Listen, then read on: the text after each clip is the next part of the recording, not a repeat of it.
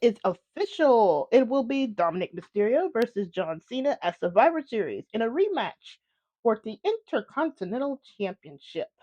Dom basically goaded Cena into the match. Cena accepted, and it will be in Dom's hometown of San Diego. So now we do have an official match between John Cena and Dom. And this will be their second match. Well, actually, third match now. Second one-on-one. And we now know that Meltzer was kind of right about it, but now it looks like Dom has a really good chance of winning that Intercontinental Championship back.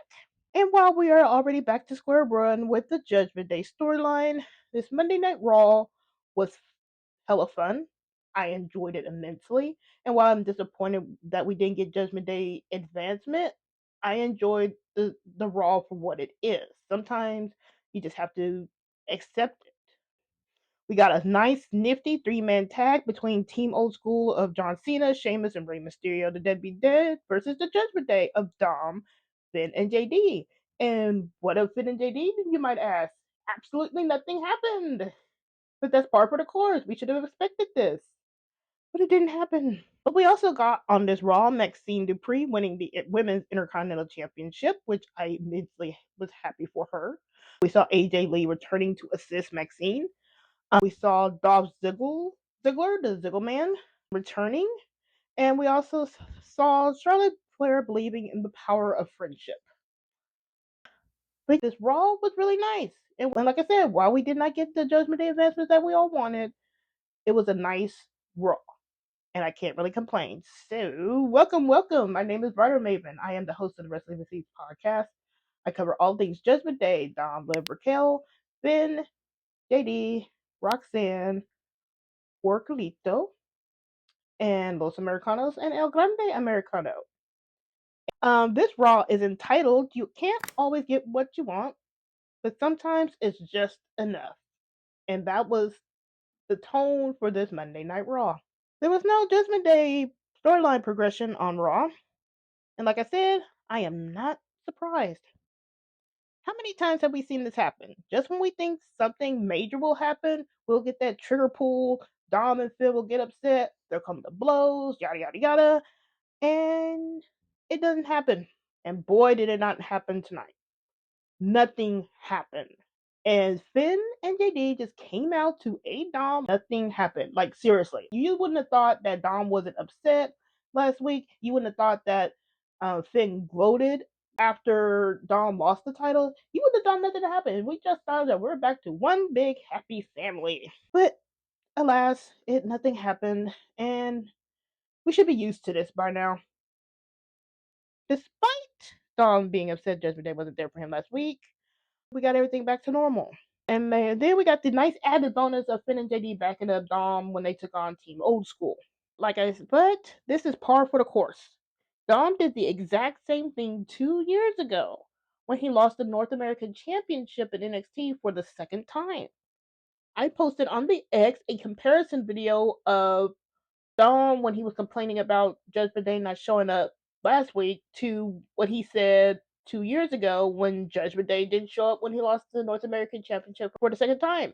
It was pretty much the exact same video. He complained about his family not being there, he was upset, and all that. And the exact same happened then, happened now. Once you had Dom upset, and then the very next Raw, it's just back to business as normal. And that's why I was saying to people last week, nothing changed. It's the exact same video, pretty much the exact same video. If you go on the X and go back to last week, like that Tuesday, go back and watch the video I posted of Dom 2 years ago when he lost the North American Championship. It's the almost pretty much the exact same video. He was upset, where's Judgment Day, yada yada yada. But despite all that, I wasn't disappointed with the Raw. We got Dom versus Cena announced for Survivor Series and a nice six-man tag. And while I would have liked more interactions with Roxanne and Raquel, because I do think that's needed, and I think they are falling by the wayside, that it is what it is. Like, we got what we got, and I'm hoping next week that we do get something. But we've been saying that for months now. But you know who was really disappointed tonight? The fans. because there was a rumor that was circulating earlier today saying that Liv would be backstage at Monday Night Raw.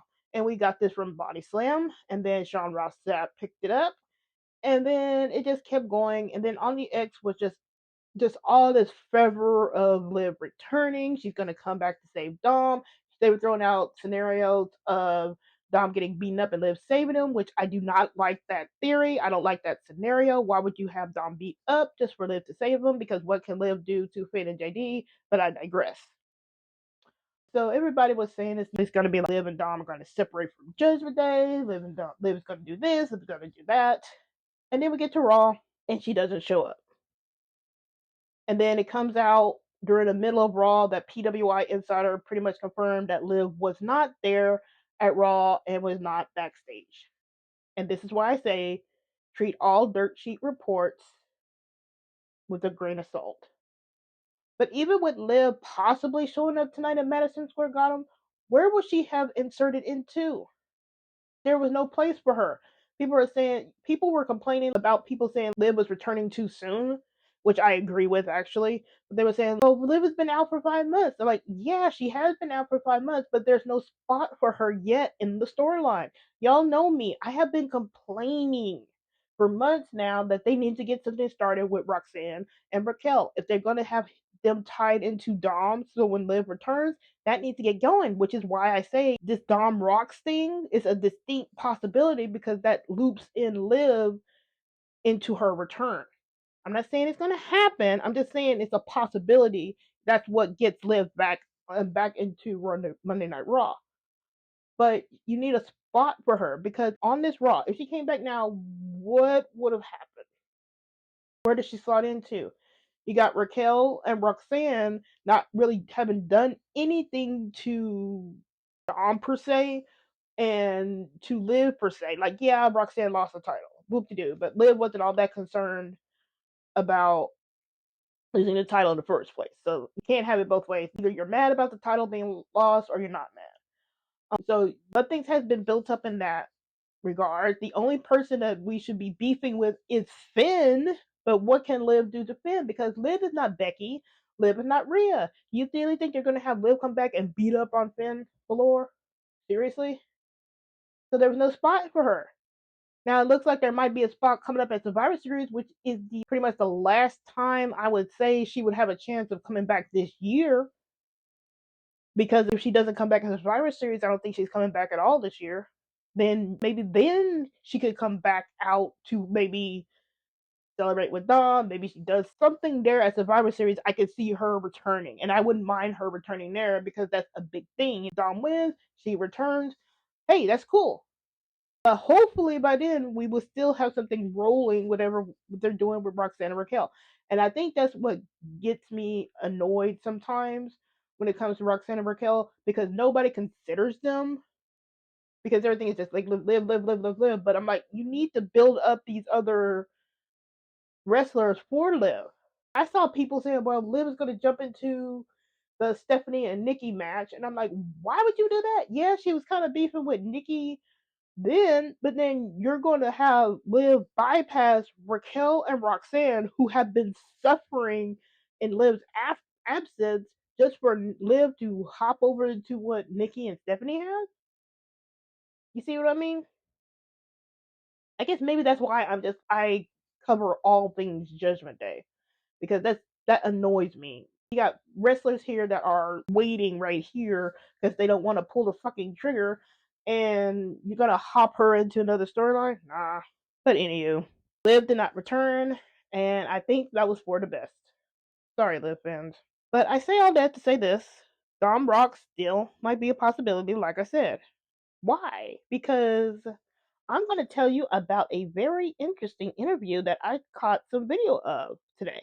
Now, in this little interview, Dom is talking to a guy. I don't know who this guy is. It's just a little clip about it was just this guy interviewing Dom. And Dom has some really interesting things to say. He talked in this little 1 minute little clip that I got. He's talking about the various women he's interacted with. Liv, Rhea, Tiffany, and Trish. And noticeable by her absence in this conversation is Roxanne. he was saying that that women like love the mullet, and he talks about how he had a situation with Rhea until Liv came along, and then now he has a situation with Liv, basically. But here's the language that Dom uses when he's talking about Liv. Dom says Liv was 10 times better than Rhea. Note the word choice. Was better than Rhea. Now, me and a friend have been working with the theory that with all these song lyrics that Dom has been putting out here recently, that we think that maybe they've had an argument, Dom and Liv, because Liv has not posted anything regarding Dom's loss. She's done some of the press stuff for the Liz thing, but they haven't really interacted like you think they would. Like I was saying last week in my comments, because I didn't get a chance to talk about it last week, where is the post talking about from Liv about Dom's loss? Because I said in my comments, even last year and the year before that, when Dom lost the title, the NXT the second time, even Bria said something about Dom's loss. Now they were still having issues, and yeah, and that carried on after that, but at least Bria said something about Dom's loss. Liv hasn't. And it's just really odd. And I'm really surprised that nobody really picks up on that. Because they're saying, what do you expect Liv to say? I don't know. Post a sad gift, maybe something comforting, something. It doesn't have to be really involved. Post an emoji, post a gift, post supporting something that says, I'm still rooting for you, Daddy Dom, something. But the silence is glaring. So me and my friend have been thinking and theorizing, if you have Liv not really saying anything about Dom's loss, and they haven't really interacted since October actually, and then you have Dom's song lyrics, which can be double entendre because he could be talking about Liv and then other portions, or Liv and Judgment Day. There's some recent song lyrics where you can get double meanings out of it. And then now with this interview, he says Liv was 10 times better. That is. And what have I always told y'all? Word choice matters. Because take it all the way back to last year when Liv was trying to get Dom into the hotel room. He said, I know you're supposed to hate me. And at the time, I said, notice the word choice. I know you're supposed to hate me. It's not, I know you hate me. You see what I mean? There's different the way you say things can mean different things. I know you hate me. You know that that Dom hates you, but I'm doing this anyway. But she said, I know you're supposed to hate me, which means she knows that Dom didn't hate her at the time. It's the same thing where Dom was trying to get his vest back after the hotel room incident. She says to Dom, I like it when you're bossy. Not you know, it's not something like you're bossy. I like that. You see what I mean? Word choice in the Judgment Day storyline has always mattered. So for Dawn to say was instead of is very interesting. So there was you get to see in that particular interview is really interesting. And then he mentioned all the women that he's been around with, Trish picking it up. He talked about Tiffany, which he did, the whole flirty thing, when I come with you. I really think Dom is going into his Eddie Guerrero era, and I think WWE wants it because look at what happened tonight. They don't want him to go face. Now, he's getting the split chant, but when he first came out there, that man was getting booed, and I don't think they want him to be fully face just yet. It might come after Ray, but I don't think they want him fully heel face yet. But now let us get into Raw, shall we? So Monday Night Raw, we have Cena opening the show without Triple H, and I'm glad because that would have been 10 minutes of my life I wouldn't have gotten back. After Cena is talking about his last time in New York, he gets interrupted by Dom. Now Dom talks his shit. Like the crowd didn't want him there. They were booing him. They were cussing him out. So pretty much going back to that same level like last year where Dom would just get cussed out and Dom was telling him to be quiet in Spanish. Dom is talking his shit and he says he wants his rematch. And then Cena's like, you do this rematch right here, right now. Let's go. And then Dom's like, no. And I really like this. He's like, nah, I don't want it here. I want it as Survivor Series because you handed everything and you were in your hometown. So I want to have my rematch in my hometown of San Diego. And then so Cena was like, okay, yeah, agree to having a rematch for the title at Survivor Series, but the crowd right now wants to fight. So here comes Finn and JD to back up Dom. And then I forgot what Dom says here. He's like, you're not gonna get you're gonna get a fight, but you're gonna get your ass kicked. So this is when Dom, JD, and Finn start beating down Cena, and then that brings out Sheamus, who gets beat down too. Like he tries to help, he starts getting beat down, and then this brings out Deadbeat Day Ray, and that evens up the odds. And then Cena says like we're gonna have a match, and then he wants the referee, and then this is where we get the 6-man tag. So we have for the 6-man tag, we have Judgment Day of Dom, Finn, and JD, and versus Sheamus, Cena, and Rey Mysterio. This was a fun match. I liked it. I enjoyed it. Super happy that JD McDonough was able to wrestle John Cena. Like this is why I say I care for all of Judgment Day because I was super happy that JD was able to wrestle Cena and you got to do his moves, and I just enjoyed it. We have all the Cena spots, and here we saw Judgment Day work as a team. And despite all the bullshit they've gone through, I love it when Judgment Day work as a team.